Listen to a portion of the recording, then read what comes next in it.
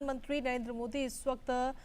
इस प्रदर्शनी में शामिल होने के लिए वहां पर पहुंचे हैं, जो अलग अलग कॉलेजों की तरफ से लगाई गई हैं। उस प्रदर्शनी को देखते हुए नजर आ रहे हैं। साथ ही यूथ से भी संवाद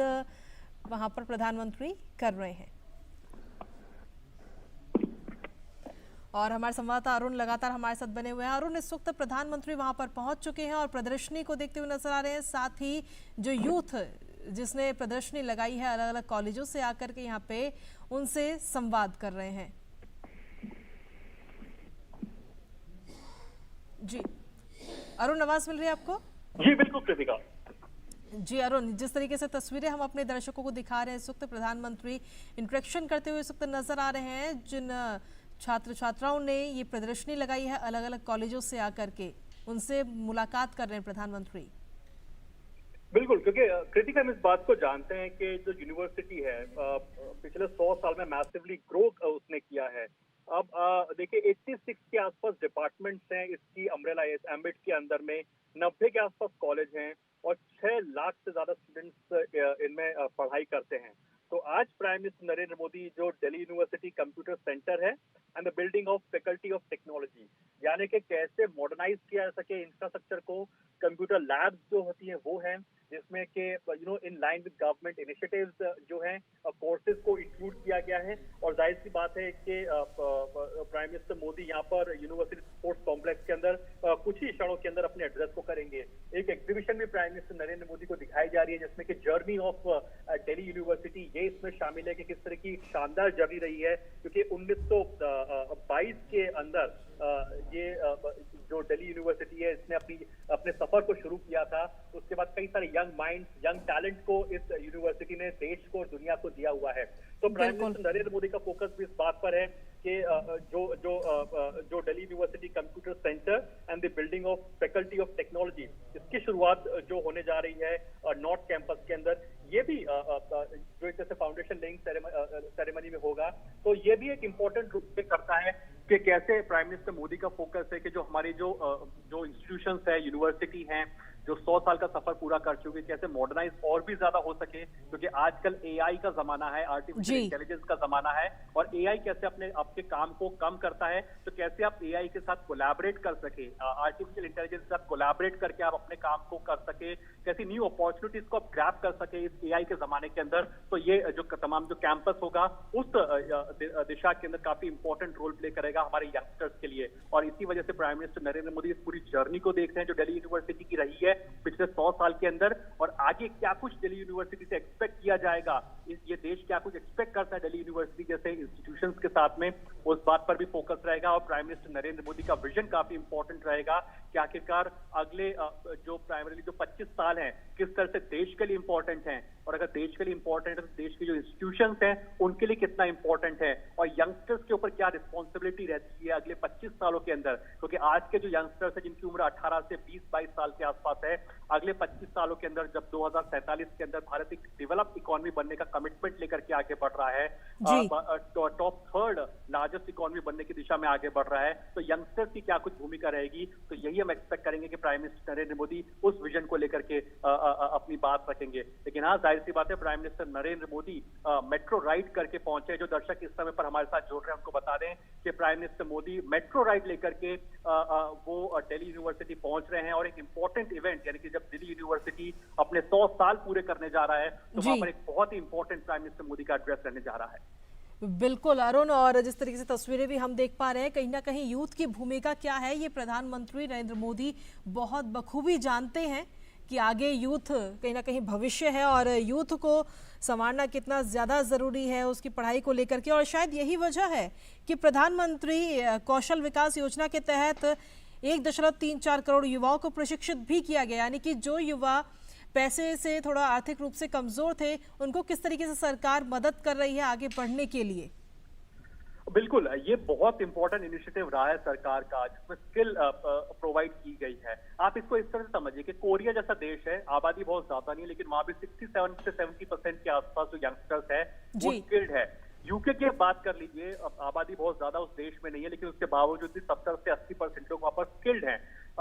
लेकिन भारत जैसे अर्थव्यवस्था की बात करें जहां पर 130 करोड़ की बड़ी आबादी है, वहां पर एक स्किल को कैसे वैल्यू एडिशन किया जा सके, इस बात पर फोकस किया जा रहा है। सरकार ने स्किल इंडिया में बेहतर काम ये किया है कि अपने इनिशिएटिव को जो कॉर्पोरेट सेक्टर है उसके साथ में अलाइन किया है, यानी कि जो कॉर्पोरेट सेक्टर की रिक्वायरमेंट होती है, मान लीजिए ऑटोमोबाइल क्षेत्र का कोई कॉर्पोरेट जाइंट है, उसे स्किल्ड मैन पावर की जरूरत है जो कि इंजीनियरिंग लेवल पर हो, मैकेनिकल लेवल पर हो, तो जाहिर सी बात है ये जो इंस्टीट्यूशंस होते हैं, जो आईटीआई की तरह होते हैं, जो स्किल इंडिया में जिन बच्चों को ट्रेन किया जाता है, तो कॉर्पोरेट सेक्टर के साथ अलाइन करके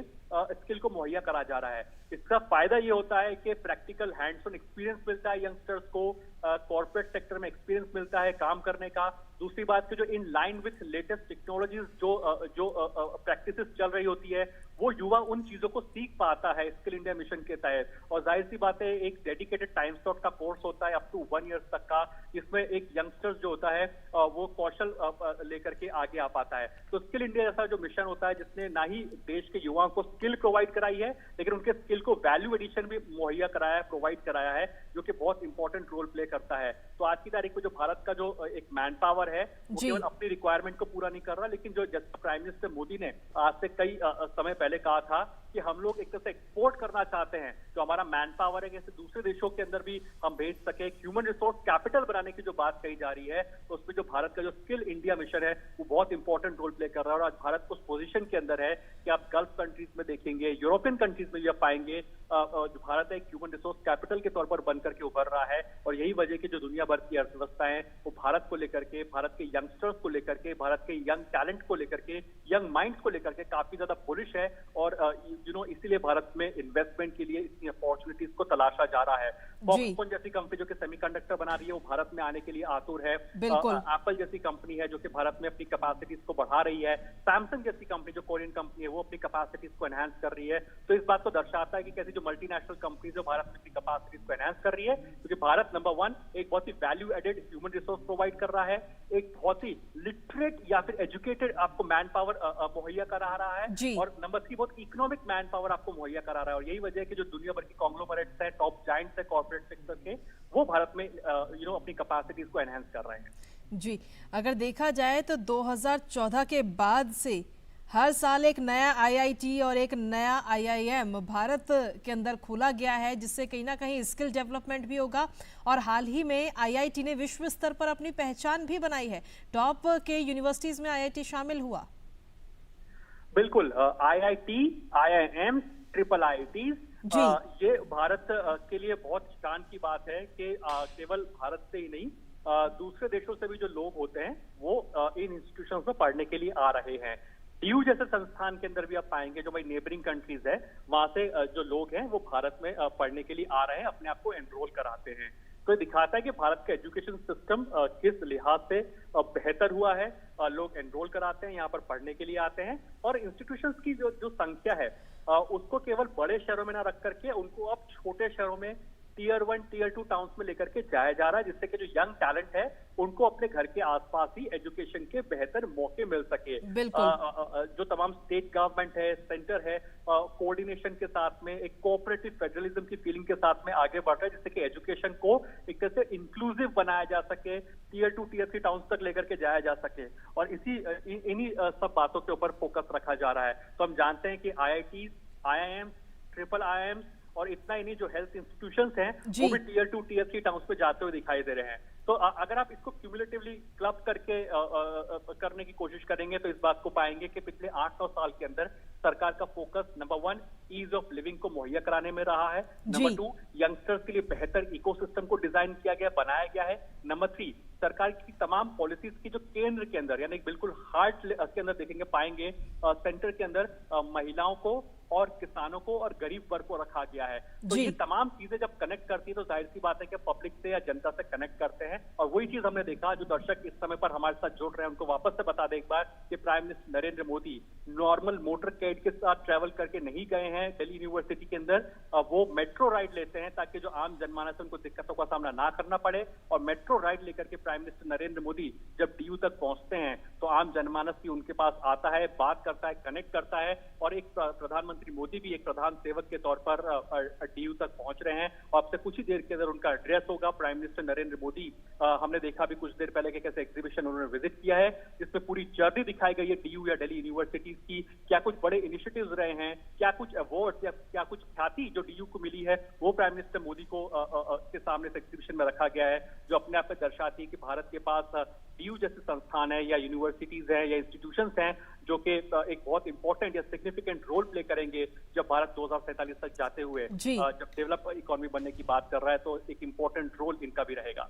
जी, अगर राष्ट्रीय शिक्षा नीति की बात करें तो इसमें भी हाल ही में बदलाव किया गया, लेकिन ये बदलाव 4 दशकों के बाद हुआ। तो ये भी कहीं ना कहीं, हालांकि जब इसमें बदलाव किया गया था तो तमाम सवाल भी उठाए गए थे, लेकिन आज की तारीख में अगर देखा जाए तो बहुत ही फायदेमंद ये बदलाव हुआ है जो राष्ट्रीय शिक्षा नीति 2020 आई थी। बिल्कुल, मल्टी डेकेड्स के बाद में एक जो न्यू एजुकेशन पॉलिसी को लाया गया, जरूरत इसलिए थी क्योंकि जो एजुकेशन सिस्टम था पुराने ढर्रे पर चल रहा था। एक ही विद्यार्थी को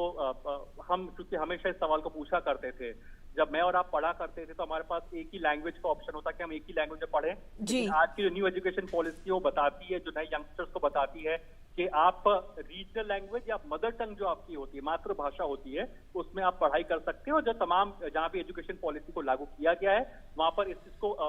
पुश भी किया जा रहा है कि आप रीजनल लैंग्वेज या मदर टंग के अंदर पढ़ाइए, क्योंकि भाषा मायने नहीं रखती है, एजुकेशन एक्चुअली में मायने रखती है। दूसरा, एजुकेशन पॉलिसी फ्लेक्सिबिलिटी देती है। अगर आप रिकॉल करें कि जो 80s और 90s के बच्चे थे उनके पास में ये ऑप्शन नहीं था कि वो एक बार अगर साइंस स्ट्रीम ले ले तो उसके बाद कॉमर्स या आर्ट्स के दरवाजे खटखटा सकते हैं, या आर्ट्स एक बार ले ले उसके बाद कॉमर्स और साइंस के दरवाजे खटखटा सकते हैं। लेकिन आज की जो एजुकेशन पॉलिसी है वो आपको फ्लेक्सिबिलिटी देती है। आज आप कंप्यूटर साइंस के साथ में आप संस्कृत सब्जेक्ट को भी पढ़ सकते हैं, तो आपके पास मल्टीपल फ्लेक्सिबिलिटीज जो एजुकेशन पॉलिसी है मुहैया कराती है। अगर आज की तारीख में बच्चा पढ़ने के बीच में ब्रेक लेना चाहता है, अपने ड्रीम्स को परस्यू करना चाहता है, या सपोज स्पोर्ट्स के अंदर खेल रहा है तो उसमें करियर को परस्यू करना चाहता है, तो ब्रेक लेने के बाद में वापस आ सकता है, तो वहीं से उसके क्रेडिट स्कोर की शुरुआत होगी जहां से छोड़ के गया है, तो इससे उसकी पढ़ाई का नुकसान नहीं होता है। तो फ्लेक्सिबिलिटी जो इंपॉर्टेंट पॉइंट है वो एजुकेशन पॉलिसी मुहैया कराती है, और ये बहुत ही इंपॉर्टेंट